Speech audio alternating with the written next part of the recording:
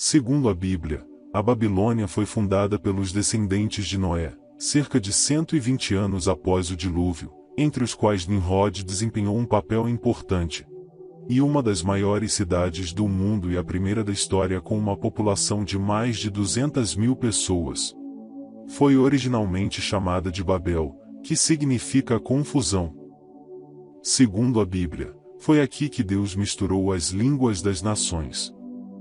Também é famosa pelos jardins suspensos, uma das 7 maravilhas do mundo antigo. Tornou-se um centro de comércio entre o Oriente e o Ocidente, transportando mercadorias por terra e mar. Em sua ascensão, a Babilônia parecia impossível de derrubar para seus inimigos. Todos que a viram a descreveram como uma cidade maravilhosa nunca vista antes. Mas, a pergunta é, o que levou ao declínio de uma das sociedades mais prósperas? Como foi que uma das cidades mais fortificadas do mundo, que se dizia ter uma das suas paredes circundantes mais largas, que até 2 vagões poderiam passar juntos? Fique neste vídeo para descobrir o que levou à ascensão e à queda de uma das cidades mais antigas e surpreendentes do mundo. O nome Babilônia traduzida da língua acadiana significa portão de Deus ou portão dos deuses. A fonte responsável pela grande popularidade da cidade é a própria Bíblia. Nele, a cidade é mencionada várias vezes. Em Gênesis, por exemplo, podemos ler a história da Torre de Babel.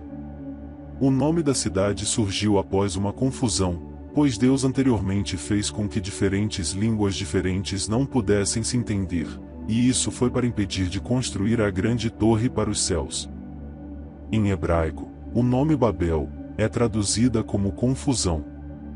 Por volta de 2200 a.C., era conhecido como um local de templo e pertencia à cidade vizinha de Ur. A história familiar da Babilônia começa durante o tempo do chamado Antigo Reino Babilônico, durante o reinado de um dos reis mais famosos, Hammurabi. Ele ascendeu ao trono após a abdicação de seu pai. Assim, o novo rei rapidamente transformou a Babilônia em uma das cidades mais poderosas e influentes de toda a Mesopotâmia. A cidade também se tornou conhecida por meio do Código de Leis de Hammurabi, uma das primeiras coleções abrangentes de leis. Suas leis exemplificam a política que ele segue, com o objetivo de preservar a paz e promover a prosperidade. A diplomacia é considerada parte integrante de sua administração. O governante excepcional conseguiu unir toda a Mesopotâmia sob o domínio da Babilônia em 1755 a.C. Ela, por sua vez naquela época já era a maior cidade do mundo. Hammurabi, então chamou o novo Reino Unido de Babilônia. No entanto, quando o rei Hammurabi faleceu, o império se desintegrou e a Babilônia encolheu em tamanho e poder. Em 1595 a.C., a Babilônia foi tomada pelos hititas, mas eles governaram por apenas 20 anos, após os quais os cassitas assumiram o controle. A cidade-estado da Babilônia tornou-se capital para ser centro religioso do reino. Em 1234 a.C., a Babilônia tornou-se sujeita à Síria e em 1158 a.C., foi saqueado pelos Elamitas. A importância da cidade cresceu novamente quando Nabucodonosor I a escolheu como sua capital. Por volta do século X a.C., ondas de imigrantes aramaicos na Babilônia aumentaram a tensão, levando à queda dos assírios no final do século VII a.C. Havendo lutas contínuas pelo controle da cidade entre os assírios e os arameus. Os babilônios nativos começaram a reivindicar privilégios, como exclusão do trabalho forçado, isenção de certos impostos e proibição de prisão. Os babilônios ricos em comércio foram pressionados pelos migrantes inquietos. Isso os fez preferir o domínio assírio ao domínio aramaico e caldeu. O envolvimento sério com a Assíria, no entanto, começou durante o reinado de Tiglat-Pileser III, que conseguiu suprimir a pressão das tribos caldeias sobre a cidade. Alguns anos depois, o rei assírio Senaqueribe saqueou e destruiu a cidade, espalhando seus restos para demonstrar a seus inimigos o que os esperaria se ousassem desafiá-lo. Essas suas ações causaram muitos sentimentos negativos tanto na população, quanto nas pessoas mais próximas a ele. Logo depois, seus filhos o mataram. Seu sucessor, seu filho Esarhaddon, expulsou as tribos invasoras e recuperou as terras que seu pai havia tomado dos babilônios. Reconstrói a cidade e restaura sua antiga glória. Em algum lugar em meados do século 7 a.C., a cidade foi atingida por um novo infortúnio. A guerra civil estourou entre o rei assírio Assurbanipal e seu irmão, que governou a Babilônia. Disse que Assurbanipal limpou a cidade dos espíritos malignos que, acreditasse, que só lhe trouxeram problemas. Esta é uma época em que a cidade já é conhecida como centro de conhecimento e cultura. Babilônia tornou-se a capital do reino neobabilônico governado pelo rei caldeu Nabopolassar em 605 a.C. Quando seu filho Nabucodonosor II assumiu o reino, ele aproveitou seu apogeu em seu desenvolvimento e tornou uma superpotência imperial. O novo governante estabilizou e reformou a cidade, e as atividades foram realizadas por inúmeras brigas de trabalho de diferentes partes do país, o que contribuiu para a diversidade da população. As estruturas mais bonitas e impressionantes de toda a Mesopotâmia foram criadas. E os escritores antigos descreveram a Babilônia neste período com admiração e reverência, sentidas até em suas próprias palavras. Heródoto compartilhou o seguinte: a cidade está disposta em uma ampla planície. Tem a forma de um quadrado absolutamente exato. Não há outra cidade na terra que chegue perto de sua magnificência. O conjunto é cercado por um largo fosso cheio de água, e atrás dele está erguido um muro de 26 metros de largura e 105 metros de altura. Outros escritores também descreveram a cidade na época. Novamente falam da magnificência da Babilônia, e todos ficam particularmente impressionados com suas paredes, que muitas vezes têm sido chamados de uma das maravilhas do mundo. De acordo com Diodorus Siculus, sob o reinado de Nabucodonosor II, também foram construídos os Jardins Suspensos, que hoje são considerados talvez o maior milagre da antiguidade. Os Jardins Suspensos são muito bem descritos por Diodoro em sua obra Biblioteca Histórica. Os chamados Jardins Suspensos, que não foram construídos para a rainha síria Semiramis, mas pelo rei sírio posterior, para que ele pudesse agradar a uma de suas amantes. Disse que ela era da raça persa, e estava sofrendo por seus campos e montanhas, então ela pediu ao rei para esverdear a corte e fazer com que parecesse uma paisagem persa. No entanto, até hoje esses jardins são conhecidos na história como os Jardins Suspensos de Semiramis. Eram terraços de flora e fauna feitos à mão, irrigados por um mecanismo que já era considerado uma maravilha do mundo.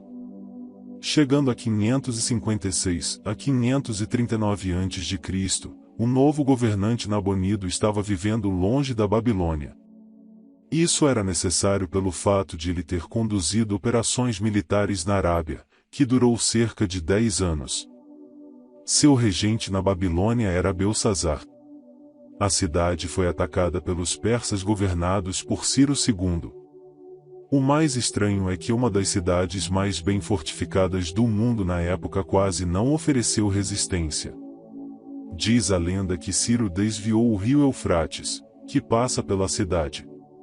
Assim, o nível do rio baixou e ele e seu exército de repente invadiram o rio e capturaram a cidade por dentro. No entanto, esta lenda não foi confirmada historicamente. Este continua sendo um dos maiores mistérios não resolvidos relacionados à antiga Babilônia até hoje. A expansão do Império Persa pelos Aquemênidas em 539 a.C. Babilônia absorvida, junto com o reino mediano, Síria, Palestina e Lídia. Babilônia se tornou a capital da satrapia mais rica. Em pouco tempo, no entanto, uma rebelião estourou contra Xerxes I, e suas belas fortificações e templos foram destruídos, e a estátua de ouro de Marduk foi derretida. Em 331 a.C., Alexandre, o Grande, conquistou a cidade após a Batalha de Gaugamela, e foi aceito como libertador pelos persas.